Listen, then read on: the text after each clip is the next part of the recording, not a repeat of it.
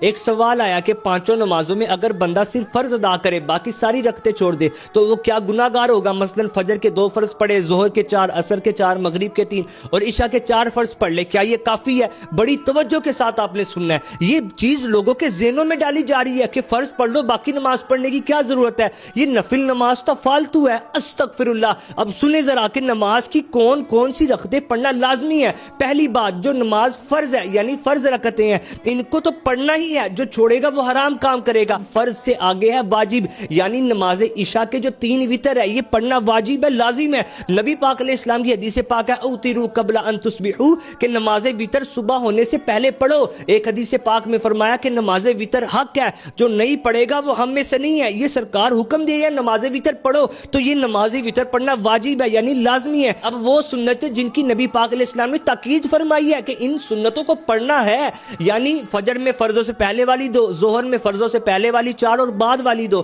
عصر میں سنت موقدہ نہیں ہے، مغرب میں فرضوں سے بعد والی 2 اور عشاء میں فرضوں سے بعد والی 2، یہ ہیں 12 رکعتیں سنت موقدہ۔ نبی پاک علیہ السلام کی حدیث پاک ہے کہ جو ان 12 رکعتوں کو ادا کرے تو اللہ پاک جنت میں اس کے لیے محل تعمیر فرمائے گا۔ سرکار علیہ السلام نے فرمایا کہ جو میری سنتوں کو چھوڑے اسے قیامت کے دن میری شفاعت نہیں ملے گی۔ یہ وہ سنت جن کو نبی پاک علیہ السلام نے ادا بھی فرمایا اور ادا کرنے کی تاکید بھی فرمائی۔ اگر ایک دو بار چھوٹ گئی تو برا کیا، لیکن اگر کوئی ان سنتوں کو چھوڑنے کی عادت بنا لے گا تو وہ گناہ گار ہوگا۔ اب وہ سنتیں کہ جن کو چھوڑنے پر گناہ نہیں ہے، یعنی سنتیں غیر موقدہ اور نوافل، وہ کون کون سی رکعتیں ہیں؟ ظہر میں سب سے آخری والی 2 رکعتیں، عصر میں فرضوں سے پہلے والی 4 رکعتیں، مغرب میں سب سے آخر والی 2 رکعتیں اور عشاء میں وتر سے پہلے والی 2 اور بعد والی 2۔